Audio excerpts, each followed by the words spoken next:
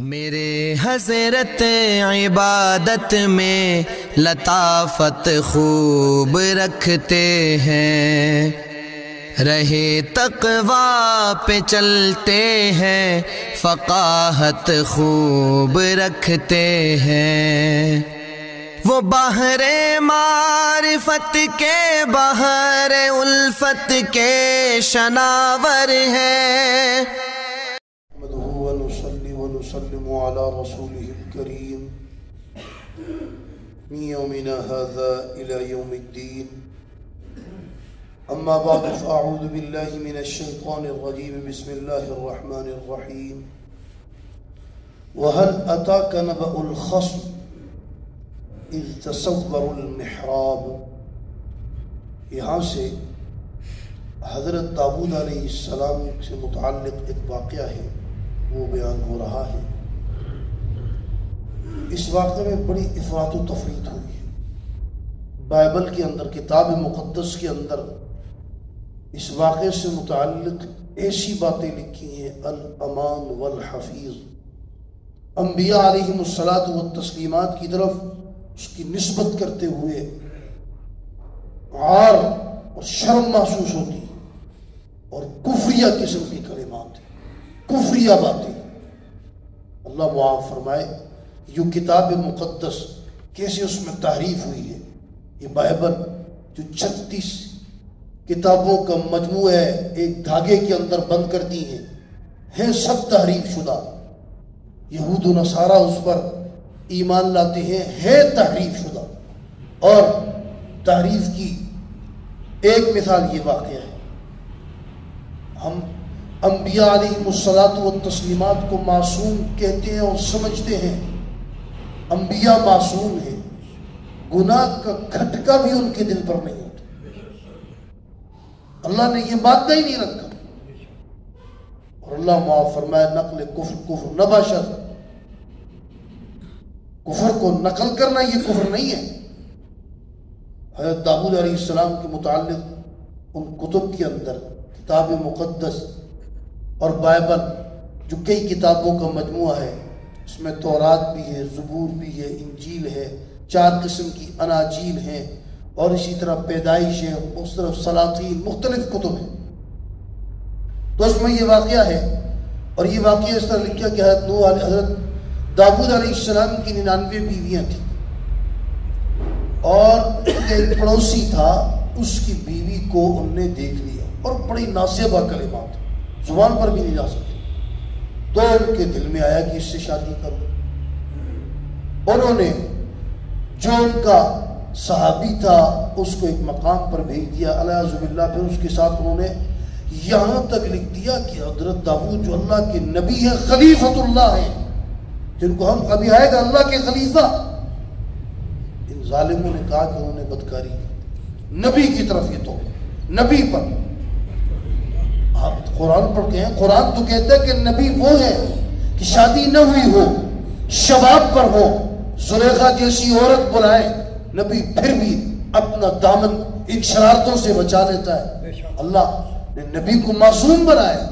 تو داؤد علیہ السلام کی 99 بیویاں ہیں، وہ اللہ کے خلیفہ ہیں، اللہ کے نبی ہیں، معصوم ہیں۔ ان سے متعلق یہ کتاب مقدس جو بائبل کے دو اس میں لکھی۔ اور پھر جب کہا وہ بچہ، تو ظاہر بات ہے جب خامد گیا تو اس کی تو حمل نہیں تھا، بچہ ہے، وہ کیا کہے گا؟ انہوں نے کہا بے فکر رہو، بقول ان کے کہ اس کو میں ایسے ماں پہ بھیجوں گا وہاں وہ مر جائے گا، شہید ہو جائے۔ انبیاء کی طرف یہ نسبت۔ تو بہت سی خرافات ہیں جو سب کی سب خرافات ہی ہیں، جھوٹ ہیں۔ اصل جو واقعہ یہ کیا ہے، مستدرک حاکم حضرت عبداللہ ابن عباس رضی اللہ تعالیٰ بہت بڑے چوٹی کے مفسر ہیں، انہوں نے واقعہ لکھا۔ حقیقت یہ ہے، واقعہ یہ تھا کہ حضرت داؤد علیہ السلام کی 99 بیویاں تھیں، اس کے علاوہ ان کی لونڈیاں بھی تھیں۔ تو حضرت داؤد علیہ السلام نے اپنے گھر کے اندر ایک نظم رکھا، اور نظم یہ کہ میرے گھر کے اندر 24 گھنٹے اللہ کی عبادت ہو، ایک لمحہ بھی ایسا نہ گزرے جس میں میرے گھر کے اندر اللہ کی عبادت نہ ہو رہی ہو۔ اس کے لیے نظم یوں رکھا کہ ایک اپنی اہلیہ سے کہا کہ آدھا گھنٹہ یا 20 منٹ تم نے عبادت کرنی ہے. تم جب عبادت ختم کرو گے پھر تم نے 24 گھنٹے اللہ کی عبادت ہو رہی ہے.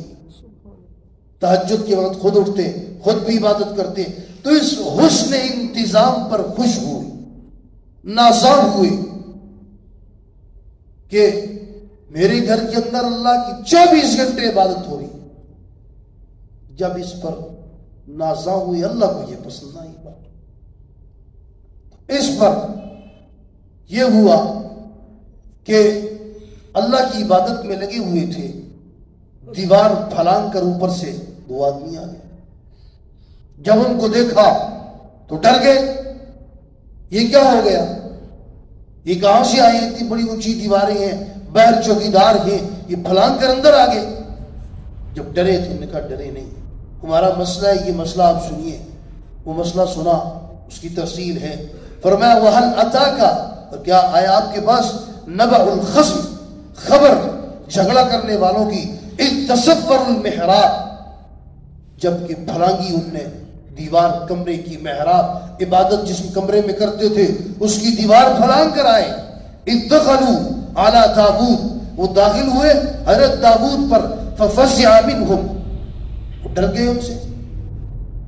داؤد علیہ السلام کو خوف ہوا, تبھی خوف قرآن کریم میں بار بار آ رہا ہے. پہلے موسیٰ علیہ السلام کے واقعے میں آیا تھا کہ جب وہ پاک وادی کے اندر تھے تو اللہ تبارک و تعالیٰ نے فرمایا عصا ڈالو, عصا ڈالا, دیکھا اژدہا بن گیا, خوف کھایا اور بھاگے. واللہ مدبرا, پیٹ پھیر کر بھی نہیں دیکھا. نبی سے بڑھ کر کس کا ایمان. یہاں پر بھی فرمایا ففزع منہم, ڈر گئے. پتہ چلا جو تبھی خوف ہے سانپ سے, یہ کتے بلوں سے, یہ جو تبھی خوف ہوتا ہے یہ ایمان کے منافی نہیں ہے. ففزع منہم قالوا لا تخف, وہ بھی سمجھ گئے کہ اللہ آپ ڈریے نہیں. خصمانی بغا بعضنا علی بعض, جھگڑا ہوا ہے, زیادتی کی ہم میں سے بعض نے بعض پر. فاحکم بیننا بالحق, بس آپ فیصلہ کیجیے ہمارے درمیان انصاف کے ساتھ. ولا تشدد, اور نا انصافی نہ کرنا. وہدنا الی سواء الصراط, اور ہماری رہنمائی کرے سیدھے راستے کی طرف. جھگڑا ہوا ہم دونوں کے درمیان. کیا جھگڑا ہے؟ ان ھذا اخی, یہ میرا بھائی ہے, دینی بھائی. لہو 99 نعجہ, اس کے پاس 99 دمبیاں ہیں. ولی نعجۃ واحدہ, اور میرے پاس ایک دمبی ہے. اس کے پاس 99, میرے پاس ایک. فقال اکفلنیھا, کہتے ہیں وہ بھی میرے حوالے کرو تاکہ میرے پاس 100 پوری ہو جائے.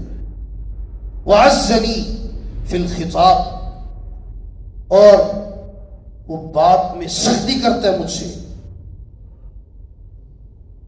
مجھ سے گفتگو میں سختی کرتا ہے اور مجھ پر غالب آ جاتا ہے.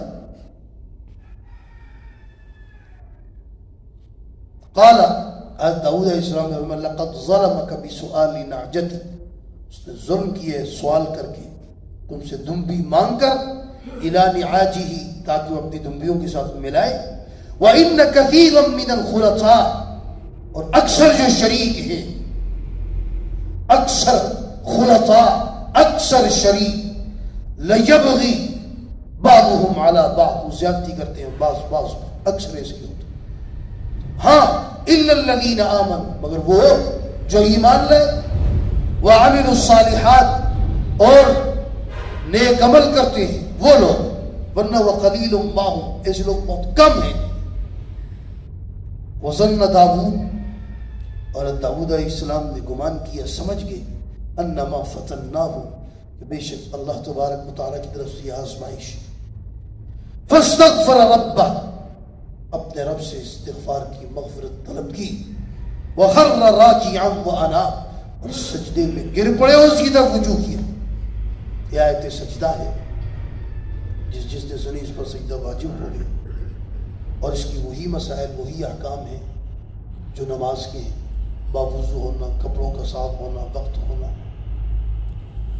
اور وقت کا مسئلہ یہ ہے کہ عین طلوع, عین غروب, عین زوال, اس میں تو سجدہ تلاوت نہیں کر سکتے. ابھی صبح صادق کے بعد نہ تحیت المسجد ہے نہ تحیت الوضو ہے، کوئی نفلی نماز نہیں ہے۔ سجدہ یہ واجب ہے، اس لیے اس کو اس وقت کر سکتے ہیں، قضا نماز پڑھ سکتے ہیں، نماز جنازہ پڑھ سکتے ہیں، کیوں؟ واجب ہے سجدہ۔ نماز جنازہ وہ نفل نہیں ہے، فرض کفایہ ہے، قضا نمازیں وہ بھی فرض ہیں۔ تو یہ سجدہ تلاوت کیا ہے؟ واجب، اس لیے اس کو اس وقت کر سکتے ہیں۔ جو مسئلہ صبح صادق سے سورج کے طلوع ہونے تک ہے، یہی مسئلہ عصر سے غروب تک، اس میں نفلی نمازیں نہیں پڑھ سکتے۔ اب حضرت داؤد علیہ السلام سمجھ گئے ہوا کیا کہ جب وہ آئے، یہ جو آئے تھے یہ فرشتے تھے، انسان نہیں تھے۔ جب آئے اور یہ واقعہ اپنا پیش کیا تو ہوا یوں کہ حضرت داؤد علیہ السلام اس واقعے کو سلجھانے میں لگ گئے۔ جو نماز عبادت کا جو وقت تھا وہ سارا نکل، جو اس میں انتظام کیا تھا، سمجھ گئے کہ اللہ کی توفیق سے ہی ہے۔ وہ فغفرنا لہ ذلک، فرمایا کہ ان نے اس معاملے پر ہم سے بخشش طلب کی، ہم نے ان کو معاف کر دیا۔ فغفرنا، ہم نے معاف کر دیا، بخش دیا، لہو ان کو، ذالک، یہ جو معاملہ تھا۔ وَإِنَّ لَهُ عِنْدَنَا لَزُلْفَىٰ، اور وہ فرماتے ہیں اللہ تبارک و تعالیٰ ان کا ہمارے ہاں بڑا مقام ہے۔ وَحُسْنَ مَآبٍ، لَزُلْفَىٰ، وہ ہمارے بہت قریب ہیں اور ہماری طرف رجوع کرنے والے ہیں۔ ان کا ہمارے ہاں حضرت داؤد علیہ السلام کا بڑا مرتبہ ہے، بڑا مقام ہے۔ بہرحال یہ واقعہ تھا جو مستدرک حاکم میں ہے، حضرت عبداللہ ابن عباس رضی اللہ تعالیٰ عنہ سے مروی ہے۔ بس اس کے علاوہ سب خرافات ہیں اور ایسی باتوں کا تصور کفر ہے، کفر جو بائبل کے اندر ہو، کتاب مقدس کے اندر۔ بتاؤ یہ واقعہ جو کتاب مقدس کے اندر لکھا ہے کہ یہود و نصارہ ہے تو یہی بہرا روی کے شکار ہیں، کیا یہ اپنی عورتوں کو کیا گھر بیٹھ کر یہ بتا سکتے ہیں کہ یہ ہمارے مقدس ہستیاں اور یہ ہوا ان کے ساتھ؟ اللہ معاف، اللہ معاف۔ اللہ تبارک و تعالی ہمیں قرآن کریم کی تعلیمات سمجھ کر اس پر ہم سب کو عمل کرنے کی توفیق عطا فرمائے۔